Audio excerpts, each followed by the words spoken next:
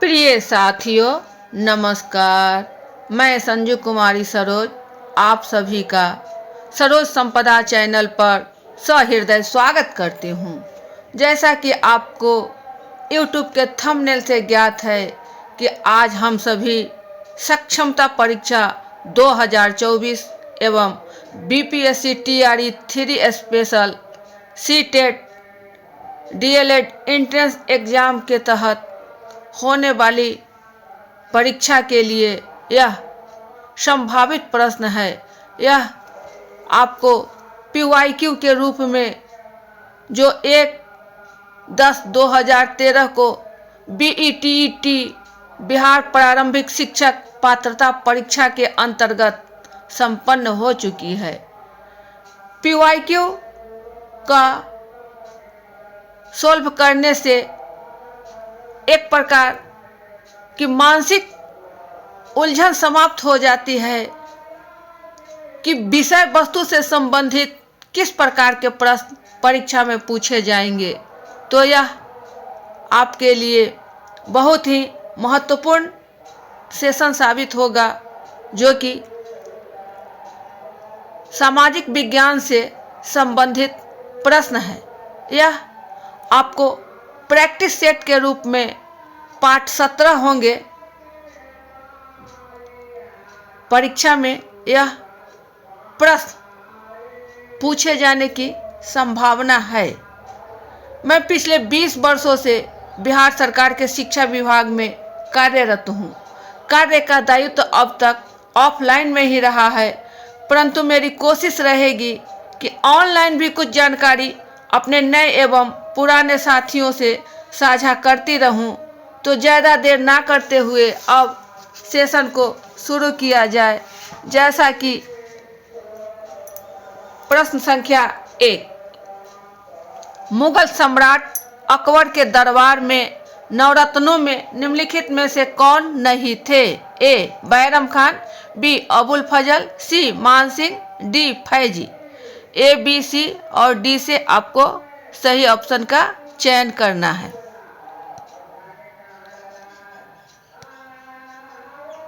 ये रहा आपका सही उत्तर, अबुल फजल।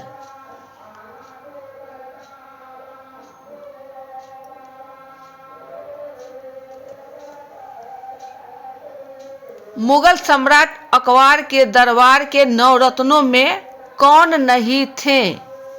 सवाल हमारा है कौन नहीं थे।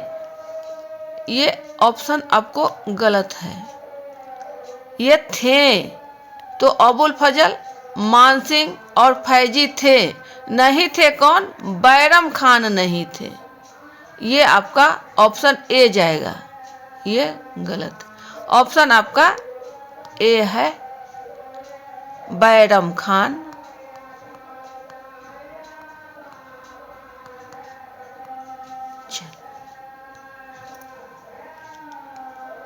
दूसरा प्रश्न, सन 1878 ईस्वी के वर्नाक्यूलर प्रेस एक्ट के माध्यम से ब्रिटिश सरकार ने क्या किया? A. भारतीय भाषाओं के समाचार पत्र पर प्रतिबंध लगा दिया। B. शोषण की खुली छूट अंग्रेजों को दी गई। C. भारतीय प्रेस को स्वतंत्रता प्रदान की गई। D. अंग्रेजी समाचार पत्रों पर प्रतिबंध लगा दिया गया। A, B, C, D के सही विकल्प में से आपको चयन करना है। तो 1878 ईस्वी के वर्नाक्यूलर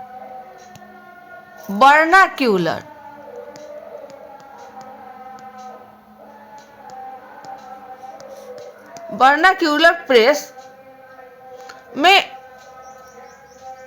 ब्रिटिश सरकार ने क्या किया, उस माध्यम से क्या किया? तो आपका सही ऑप्शन ए है, भारतीय भाषाओं के समाचार पत्रों पर प्रतिबंध लगा दिया। समाचार पत्रों पर प्रतिबंध लगा दिया।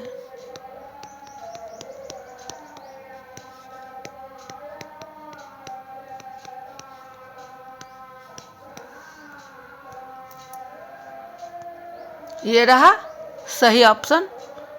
नेक्स्ट क्वेश्चन, जनसंख्या नियंत्रण हेतु राष्ट्रीय जनसंख्या नीति की घोषणा कब की गई थी? ए 8 फरवरी 2000 ईस्वी, बी 15 फरवरी 2000 ईस्वी, सी 26 जनवरी 2001 ईस्वी, डी 26 दिसंबर 2004 ईस्वी। सही विकल्प का चयन करना है ए, बी, सी और डी से। तो आपको ये जनसंख्या नियंत्रण हेतु राष्ट्रीय जनसंख्या नीति की घोषणा की गई थी 15 फरवरी 2000 ईस्वी। ऑप्शन बी सही है। ये रहा सही उत्तर। अगला प्रश्न, fall of the Mughal empire नामक पुस्तक के लेखक कौन है? A doctor Kalikinkar Datta, B sir Jadunath Sarkar, C professor Syed Hasan Askari, D professor Ramsharan Sharma. A, B, C, D के सही विकल्पों में से आपको उत्तर चयन करना है। तो fall of the Mughal empire के लेखक हैं आपको सर यदुनाथ सरकार। 34 का बी।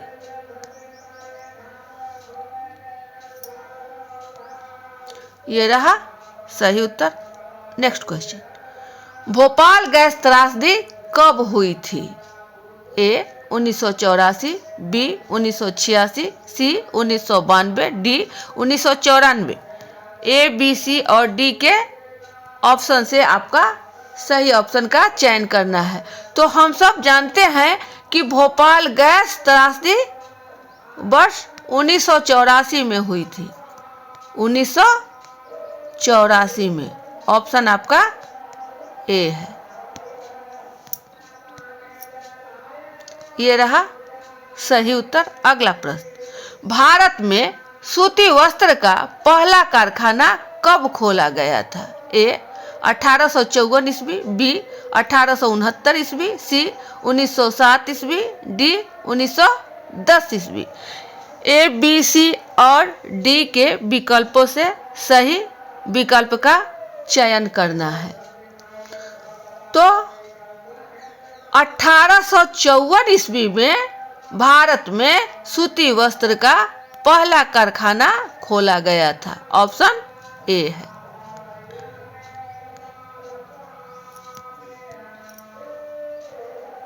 ये रहा सही उत्तर। अगला प्रश्न, प्राचीन काल में किस स्थान मार्ग से एशिया और यूरोप का व्यापार होता था? ए रेशम मार्ग, बी श्रुति मार्ग, सी हो ची मिन्ह मार्ग, डी उत्तरा पथ। ए, बी, सी और डी से आपको सही ऑप्शन का चयन करना है। किस स्थल?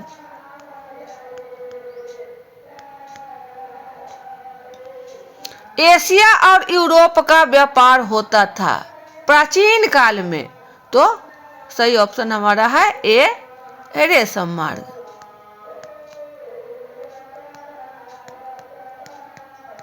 ऑप्शन ए सही। ये रहा सही विकल्प। नेक्स्ट क्वेश्चन, सन 1991 में भारत सरकार ने आर्थिक सुधारों के लिए नई आर्थिक नीति अपनाई। निम्नलिखित में से कौन सी नीति आर्थिक सुधार के लिए अनिवार्य नहीं थी? ए औद्योगिकरण, बी उदारीकरण, सी निजीकरण, डी वशीकरण। सही विकल्प का चयन करना है। तो औद्योगिकरण आपका सही ऑप्शन है ए। सन 1991 में भारत सरकार ने आर्थिक सुधारों के लिए नई आर्थिक नीति अपनाई। निम्नलिखित में से कौन सी नीति आर्थिक सुधार के लिए अनिवार्य नहीं थी?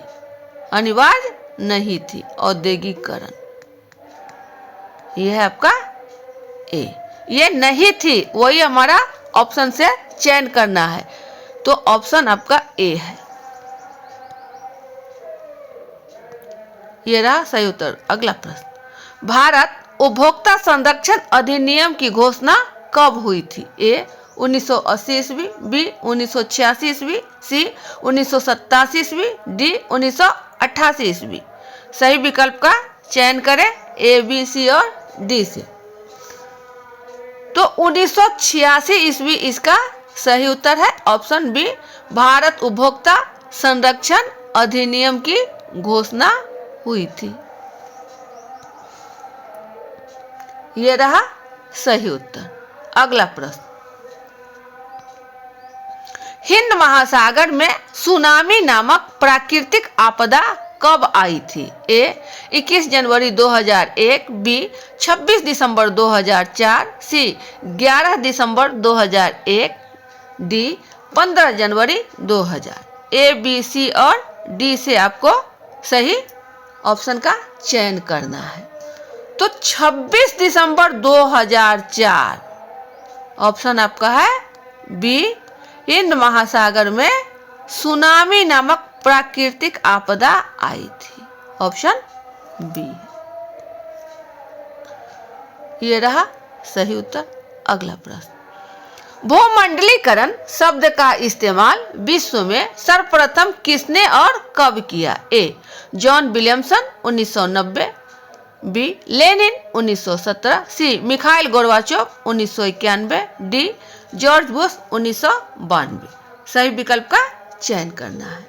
तो भूमंडलीकरण शब्द का इस्तेमाल प्रयोग विश्व में सर्वप्रथम जॉन विलियमसन 1990 में किया। 1990 जॉन विलियमसन, आपका सही ऑप्शन ए है। ये रहा सही उत्तर। अगला प्रश्न, 18वीं शताब्दी में किस मुगल राजकुमार ने पटना का नाम बदलकर अजीमाबाद कर दिया? ए, फारुखसियार, बी, अली इंसान अली मुशन, सी, औरंगजेब, डी, अली इमाम। फारुखसियर, ये आपका ऑप्शन होगा फारूक सियर। फारूक सियर, अली इमाम,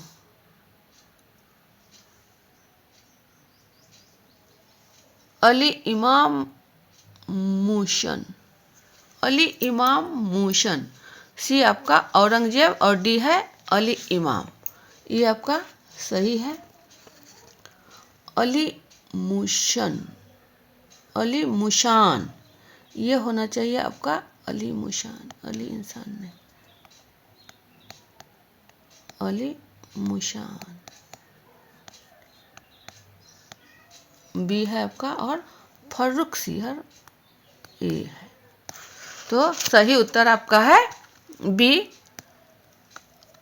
जो अली मुशान है, अली मुशान। ठीक है, अली मुशान, ये रहा आपका सही उत्तर। Next question, Akhil Bharatiya trade union Congress की स्थापना कब हुई थी? ए 1919, बी 1920, सी 1927, डी 1931। सही विकल्प का चयन करना है ए, बी, सी और डी से। तो 1920 में अखिल भारतीय ट्रेड यूनियन कांग्रेस की स्थापना हुई थी, ऑप्शन बी। ये रहा सही उत्तर। अगला प्रश्न, संविधान सभा के प्रारूप समिति के अध्यक्ष कौन थे? ए, डॉक्टर सच्चिदानंद सिन्हा, बी, डॉक्टर राजेंद्र प्रसाद, सी, डॉक्टर भीमराव अंबेडकर, डी, जवाहरलाल नेहरू। सही विकल्प का चयन करना है। तो डॉक्टर भीमराव अंबेडकर आपको संविधान सभा के प्रारूप समिति के अध्यक्ष थे, ऑप्शन सी सही है। ये रहा अगला प्रश्न, संविधान के किस संशोधन द्वारा व्यस्त मताधिकार के लिए वयस्कता की उम्र 21 वर्ष से घटकर 18 वर्ष कर दी गई? ए 42वें संविधान संशोधन 1976, बी 61वें 1989, सी 86वें 2002, डी 44वें 1978। ए बी सी डी से आपको सही विकल्प का चयन करना है। यह है आपका वयस्क मताधिकार के लिए वयस्कता व्यवस्था नहीं होगी, वयस्कता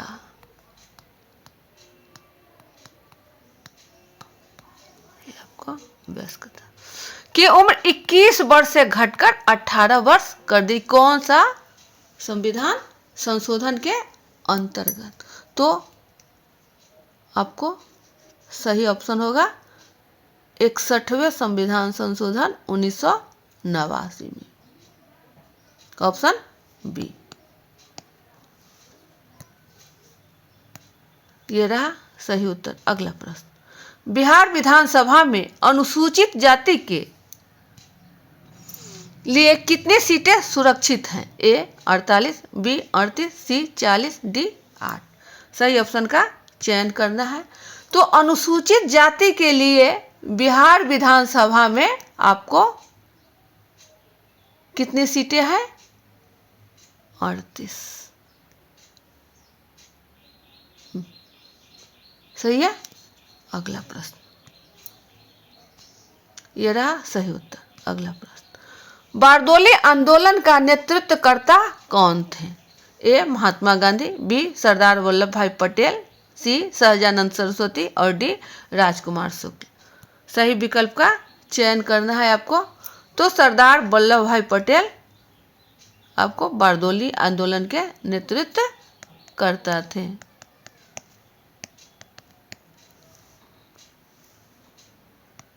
यह रहा सही उत्तर। अगला प्रश्न, यंग इंडिया नामक पुस्तक के लेखक कौन थे? ए जवाहरलाल नेहरू, बी महात्मा गांधी, सी फिरोज शाह मेहता, डी भीमराव अंबेडकर।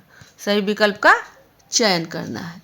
तो यंग इंडिया नामक पुस्तक के लेखक आपको है महात्मा गांधी, ऑप्शन बी।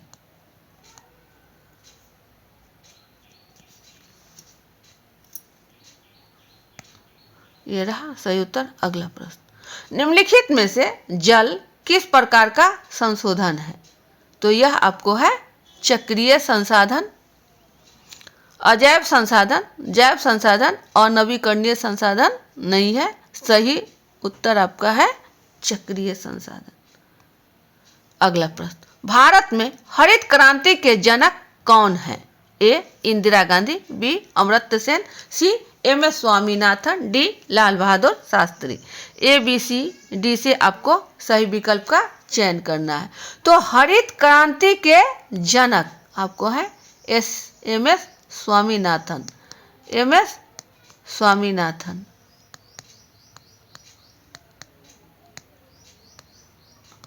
आपको सही ऑप्शन सी है।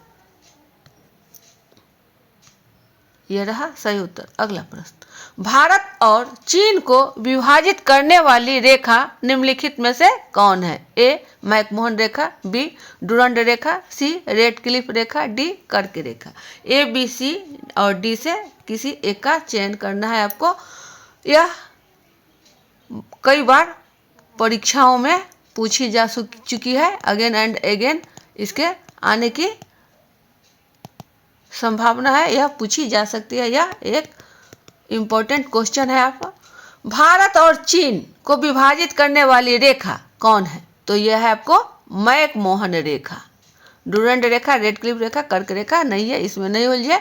इसका एक ट्रिक ध्यान में रखें कि भारत और चीन, चीन 9 से है और यहाँ मोहन है, तो मैकमोहन रेखा आपका ऑप्शन ए सही है। यह रहा सही उत्तर। अगला प्रश्न, विद्यालय में अध्यापन विधि के तहत सामान्य से विशिष्ट की ओर की शिक्षा निम्नलिखित में से किस में दी जाती है? ए आगमन विधि, बी निगमन विधि, सी क्रियाकलाप विधि, डी खेल विधि। ए बी सी और डी से आपको सही विकल्प का चयन करना है। तो अध्यापन विधि के तहत सामान्य से विशिष्ट, जनरल से स्पेसिफिक आपको करना है। सामान्य तो यह है आपका निगमन विधि। क्या है आपका? निगमन विधि। यह डिडक्टिव विधि है, डिडक्टिव मेथड। बी ऑप्शन आपका सही है। वहीं आप समझ लें कि विशिष्ट से सामान्य यदि रहते तो आपको आगमन विधि होता, स्पेसिफिक से जनरलाइजेशन आपका होता इंडक्शन मेथड।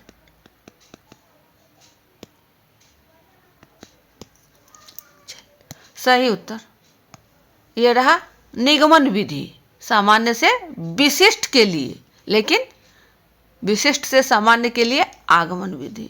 ये बार बार परीक्षाओं में पूछे जाते हैं, इस पर भी कंसंट्रेट रहेंगे। अगला क्वेश्चन, विद्यालयों में सृजनात्मक आधारित शिक्षा हेतु निम्नलिखित में से क्या आवश्यक है? ए, रटन शिक्षा को प्रोत्साहन करना। बी, साइकिल योजना को प्रोत्साहन देना। सी, विद्यालय की प्रशासन व्यवस्था में सुधार करना। डी, मूल्यांकन प्रणाली में सुधार करना। सही विकल्प का चयन आपको ABCD से करना है। प्रश्न है सृजनात्मक आधारित शिक्षा। सृजनात्मक क्या करना है? क्रिएट करना है। तो जब क्रिएशन होगा, सृजन होगा, तो हम सभी जानते हैं कि यह स्कूल में है। स्कूल में कहाँ? क्लासरूम में है। क्लासरूम में कौन है? टीचर है। और कौन है? बच्चे हैं, स्टूडेंट्स हैं। तो जब यहाँ होंगे टीचर और स्टूडेंट, तो उन्हें रटाकर शिक्षा नहीं दी जा सकती। यह ऑप्शन आपका गलत। साइकिल योजना, साइकिल योजना आपको 9-10 में दिया गया है, लेकिन इस प्रकार का योजनाओं में सृजन संभव नहीं है। यह प्रोत्साहन देने की चीज है, लेकिन इससे सृजनात्मक शिक्षा की अपेक्षा नहीं है। विद्यालय की प्रशासन व्यवस्था में सुधार, ये प्रशासनिक कार्य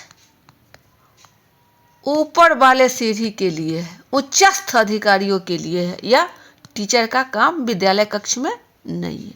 यह काम आपका मूल्यांकन प्रणाली में सुधार करना, असेसमेंट, इवैल्यूएशन, यहाँ हमारा इसको इम्प्रूव करना है कि इसको कैसे किया जाए कि सारे बच्चे को सफलता मिले 100%। तो इसके लिए हमें सुधार करना है, यहाँ इम्प्रूवमेंट यहाँ करना है, तब जाकर बच्चे में सृजनात्मक आधारित शिक्षा संभव है। हमारा ऑप्शन डी की ओर है, डी रहा। यह रहा सही उत्तर। अगला प्रश्न, सामाजिक विज्ञान की कक्षा में शिक्षक द्वारा छात्रों की जांच परीक्षा लेने से शिक्षक को क्या समझने में मदद मिलती है? ए, छात्र ने पाठ के किसी भाग को ठीक से याद नहीं किया है। बी, छात्र कितने तेज और बुद्धिमान है। सी, पुनरावृत्ति कार्य से छात्रों को मदद मिलती है। डी, सामाजिक विज्ञान को समझने में छात्रों की क्या समस्याएं हैं। ए, बी, सी और डी से आपको सही विकल्प का चयन करना है। कक्षा में शिक्षक द्वारा छात्रों की जांच परीक्षा, जो यूनिट वाइज हो या मासिक या साप्ताहिक, जो भी जांच हो रही है, जो उसके बच्चों की टेस्टिंग हो रही है, परीक्षण ली जा रही है, उसमें शिक्षक को क्या सहायता मिलती है? तो याद नहीं किया है, यह सही कथन नहीं है। छात्र कितने तेज और बुद्धिमान हैं, ये आपको संभव है, तभी जाकर शिक्षक आगे की रणनीति अपनाएंगे कि अगला स्टेप क्या होना चाहिए। पुनरावृत्ति कार्य से ऐसा नहीं है, यह भी कथन आपका गलत। सामाजिक विज्ञान को समझने में छात्रों की नहीं, सामाजिक विज्ञान या भौतिक विज्ञान या रसायन विज्ञान, इस प्रकार के यह कथन आपका गलत है। सही ऑप्शन आपको बी होंगे, छात्र कितने तेज और बुद्धिमान है, ऑप्शन आपका बी है। ये रहा सही उत्तर।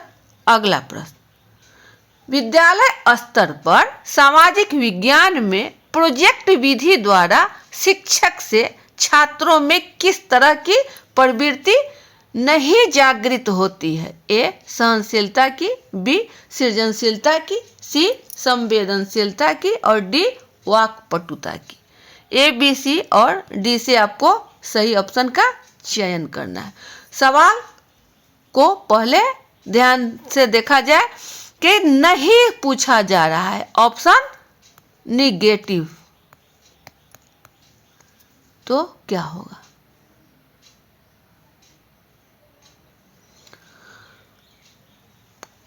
प्रोजेक्ट विधि जो सामाजिक विज्ञान में है उसमें बच्चे सृजनशीलता करते ही करते हैं। उनमें सेंसिटिविटी भी है, वो संवेदनशीलता है, जिसके कारण ही वो प्रोजेक्ट विधि को तैयार करते हैं शिक्षक छात्र मिलकर। जब दोनों के द्वारा होता है तो इंटरैक्शन होता है, उसमें वाक्पटुता होता ही है। तो यह आपका सी। डी भी कथन सही है, बी सही है, सी सही है और डी आपका तीनों कथन सही है। गलत क्या है? तो एक गलत है, सहनशीलता की, यह ऑप्शन आपका गलत है। तो हमें चयन क्या करना था? नहीं। तो इस प्रकार ऑप्शन हमारा सही होगा ए। सही ऑप्शन क्या है? ए। ये रहा सही उत्तर, ऑप्शन ए सहनशीलता की। वीडियो ज़्यादा लंबा न बने, सेशन को यहीं बाइंड अप किया जाता है। अगले सेशन में पुनः हम सब अच्छे अच्छे प्रश्नों को शामिल कर PYQ से संबंधित प्रश्नों को साझा करेंगे। तो अब सेशन को यहीं बाइंड अप किया जाता है। जय हिंद।